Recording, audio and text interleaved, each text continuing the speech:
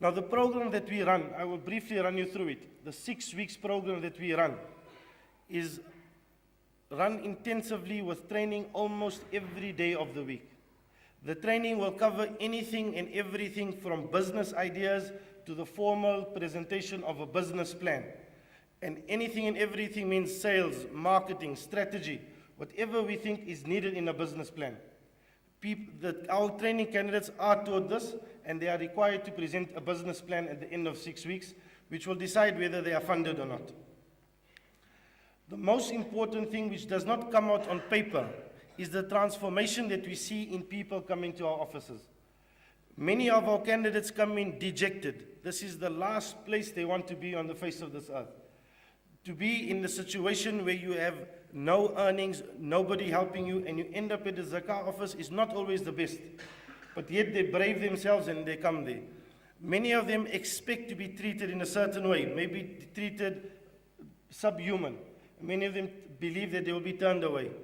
But majority of them, when they come to us, they will see that we treat them with dignity, that they are given this opportunity, and within 6 weeks of training, because the emphasis is on building their self-esteem as well, they come out as enthusiastic persons. There's 1 or 2 faces that amongst the 9 people here tonight, who after going for training actually confronted me. One person, we said, we will not fund you. Your business does not make sense, your location doesn't make sense. She took the liberty to have a meeting, consult a meeting with myself and the administrator.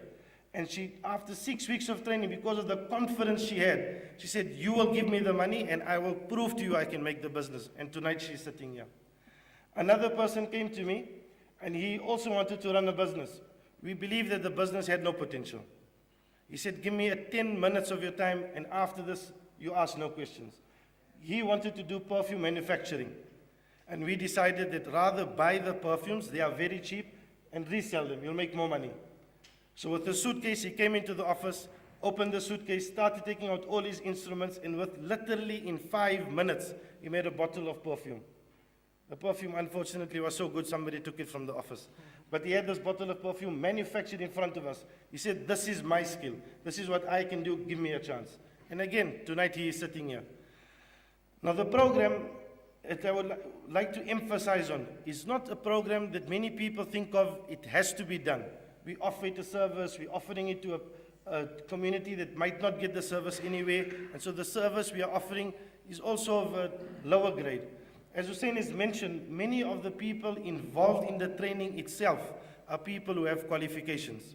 The 3 trainers, myself, Zulfa and Demetria, who are involved in the business training department, the business part of the training, all of us have what we call the assessor, moderator, trainer certificates. In the training world, this is what you need to have to be a good trainer. All of us also have the background knowledge. Zulfa is the expert in sales and marketing and has a 12 years background of sales and marketing. Demetria does administration as part of her training, and she has business administration as a qualification.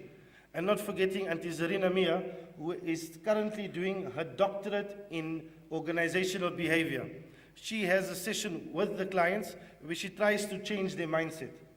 And this is all while training is taking place. So they're getting the best that they can get. They are not getting something which is of a lower grade.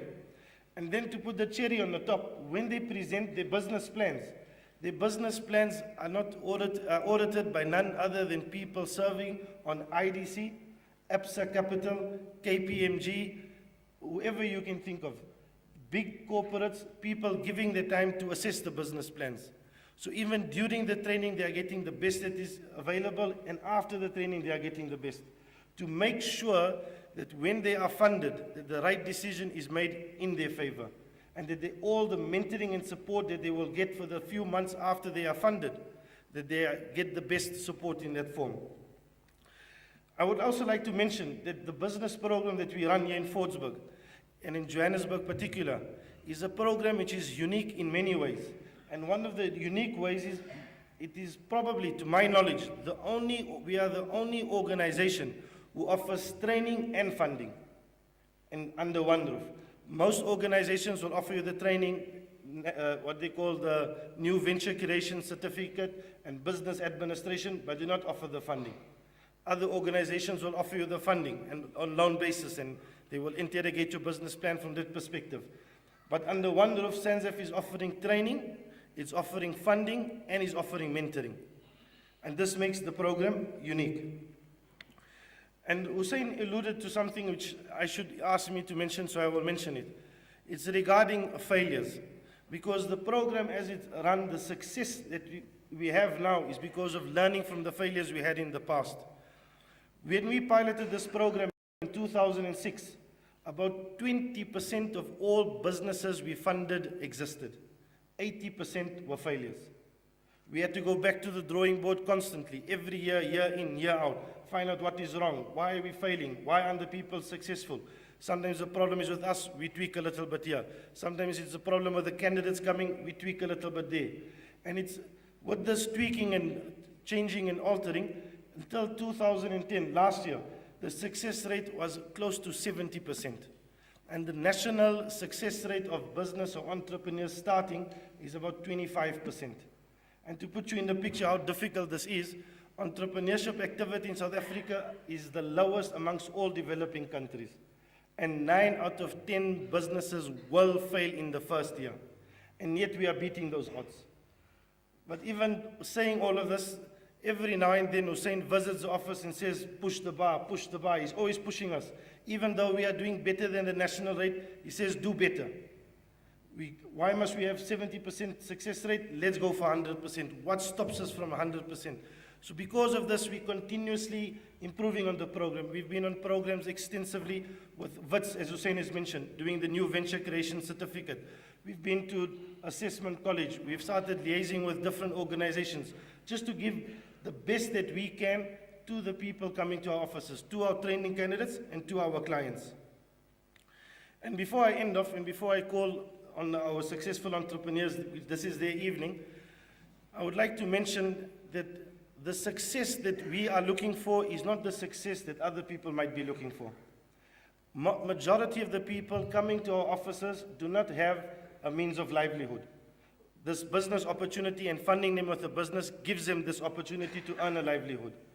If they can look after the expenses, their food, their rent, their school fees, their clothing, we are more than satisfied that these people are successful. That is how we base our success rate. Not on buying a car, not on buying a house, not on expanding the business, not on doing more than that. All they have to do is look after themselves. They do not have to stretch their hand to anybody, and we regard them as successful. But the enjoyable thing about this evening is, out of the 9 people sitting here, all of them have been funded through us. None of them has a business less than the worth of 30,000 Rand today.